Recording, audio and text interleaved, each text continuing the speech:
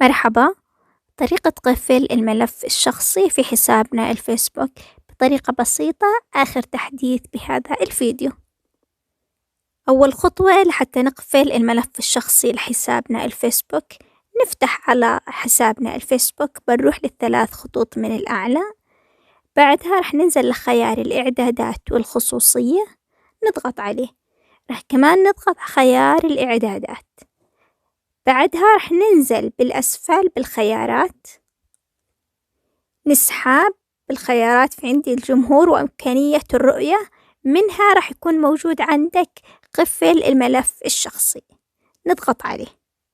حاليا أنا مش قافل الملف الشخصي، رح يعطيك مجموعة من النقاط لقفل الملف الشخصي أو لقفل حسابك في الفيسبوك. تضغط على قفل ملفك الشخصي من الأسفل، ورح يعطينا من الأسفل تم قفل الملف الشخصي.